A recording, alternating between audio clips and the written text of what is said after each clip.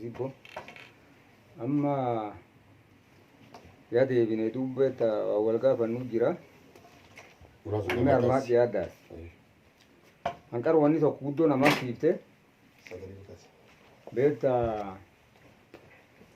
deebii gaafa akka silqar wanni akka inni akka biyyuun nama hin taatiin akka hedduun irraa galfannee arganne dubbii isaallee keessatti akka inni nama hin taatiin namichi namni sun nama hin jedhe yaa waan morme beeku namichi ammoo nama hin jala hin qabne yookaan bitta ani Oromoo qaba hin jenne waa'ee Oromoo kutadha hin jenne akka inni danda'e jecha akkasiin hun jedhe of dhaabbate beekta gan 27 yoo sila humna akkasii qabaattanii sani duub caaqaan maraatanii namaan jechuun sun hojjanni onni akkasii akka inni qabaate akkasii Oromoon jedheen ani guddoo akka irraan beeku akkasuma waan ta'uu malee itti jechisuun yoo inni akkasii hun jedhe ammoo nu yoo haasaa ta'u namichi silaa haasaa ta'u fedheelleen isirra deebi'ee keenya ta'uu qabam. Sirrii. Tokkataa nuti dubbii isaallee dhageettanii yoo isaan namni dhagaraan beekta maaf akka waciraa jennaa isii mukii bade mukii kun maaf bade dhagaraa balleesse dhagaraa kana ammoo mukaa kee jira beekta wanni akkana baaseef isanumaan mukee jira dhagaraa callaan dhagaraan ofii wankutu yoo mukii keetiin jira mukii nuun obbaye namichi hojjaa Oromoo nu keessa hin qabne yoo Oromoo fudhadhin jedhi dhaabbuu akkasuma qabaate inni duuba beekta Oromoo 50,000 deemu duuba kan waan sun na Oromoo tana hin kutadhin jedhin yoo akka dhagaraa sun beekta Oromoon akka muka sun dhagaraa kee jirti malee jirtaate dhaabbata malee jechuu hin danda'u. Namni ammoo qaryaa sun qabdan deebi'a Oromootti tokko ta'a obboleeyyan ta'en taasisan kadha tana. Innummaan ilaalcha akkam qabamee uummata inni namni kun beektaa namni tokko diidoo fooleedhaan akkan jedhee abbaa keenna okkol dharaa jedhanii miila lafaa dhaabatanii okkol dharaa jechuun waan keessi hin jirre uftochuu waan waliin hin dhalatin uftochuu namni hin danda'u. Duuba ijoolleen tikki diddifaa okkolte fayyaan hin jetti yoo fayyaan jedhan horii waliin baasanii horiin tikki dabra.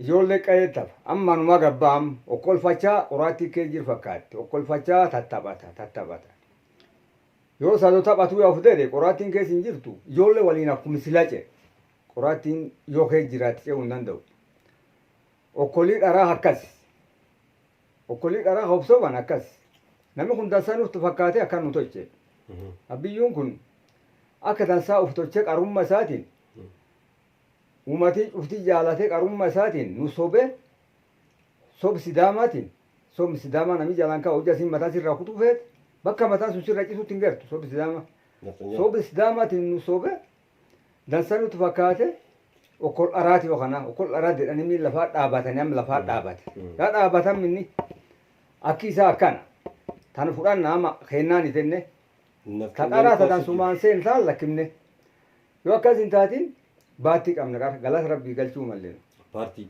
ka akka duraatti adoo beekta yoo harmaammeedin duyin nu ammuuf qaban silanne kan callaan ijjeessu jabaa cuf keessaa filee fixa amma adoo namni kennin doon amma irra mal'aachuu qabna haqara waaqinu mal nu qajeelchee waan nu beessise rabbiillee galata galchina adoonni nama kennin ijjeessinii yaa beekanne nama kenni sullee nama jaba uummatiin usugul nu barate reedoon te fula cufaatti wanni cuftii beekamte duuba afaan keenya kan nuu bane silaa nurra jeesuu fedhenni nama jaba duuba nama jaba sun kan inni jeesuu fedhe waaqee hayyuu nu gargaare waaqa galata galchi nu qara tokkotti tana waaqa galata guddaa galata rabbii galchi nuti duuba amma nuu waaqa qabna waaqatti beekta abbaa dhugaati nu jaalata tanaaf beekanne adoonni hin duun arganne. Iscallaan inni jaba cufs jabaan tokkoon hin dhuga. Oromoon tun jaba yaa dhalte yoo dhageetti dhabde jabeen dhabde. Yoo sila wal dhageetti qabaate jabaan qabdi. Qaroon qabdi, jannin qabdi, gootiin qabdi, ayyuun qabdi. Yoo wal dhageetti qabaate. Ayyuun keen maanta nyaapha seene nyaapha ayyuu ta'e nu gargalee nu haadha. Tanaan banne qara. Sun ammoo yaa wal baranne. yaa wal baranne amma waan sun keessaa ba'an lafa hojii argan akka dansa argachuu malle nu nama xiqqaa inni akkas uffachuu malee niti qaraayyuu akka keenya dabaan dhabne dubbeetta wanni cufti nu taphatte Tigree nu taphatte taa'eega nu taante Naftanyaa nutti taphatte. agartee ayyaa aadee mililiki baandeeruma aadee mililiki waan abiyyi qarirraa laallee garre isi inni Oromoo tana guddinni argee yoo ofii Oromoo taate baandeeraan keenya maaf dhabame Oromoon tana guddinni hin garre tuffachuu jira baandeeraa keenya balleessa kama aadee mililikaan hin agarra jirra tana qar keessatti dhuufuu hin qabnus. Beeta mangistii keessatti yoo maal ijaaraa jira? Aya taal lammeessoo Haawultii Minilik Haile Sillaasee. nu aanaa ta'e naannaa Booranaatiyyuu waan hin quufin hedduu haa arganne. Mucaa duub jaatanii reeqqisoo fa obboleessi bulee kuluu fa nama gafuri guure Tigree guureedhani kan inni raayis kenna warra naggaadee kan uummataa halafaattuu namni cufti beeku jaba keenya fixe Tigree fixeedhani yoo inni abbiyyuun Oromoo taate akkamiini Oromoo keessaa baatee Tigreen dhufte ilmi namaa akkas obbaafti yoo isinni inni akkam yaadee jaba keenya ka fixan uuma wanni inni faan dhahee waan nuti hojii jirre irra dhabne gara aanaa Booranaatu akkanaa jira waan hedduu kan dhugaa gaafannee keessaa waan sun argachuu dadhabnee deebii argachuu dadhabnee jira qaran mallee waan is gaafannee irra dhabne. Oromoon guutuun. Duub qarummaa beekta bilxummaa Sidaamaatiin nun dabsini namni sun Naftanyaa jedhe. agartee amma akka dandeenyutti wal dhageenne akkuma durii wal jaalanne Jeebisa uummata. akka itti wal arganneetti akka itti wal baranneetti akka dansaa wal qabanne tokko taane Eenyu wajji tokko.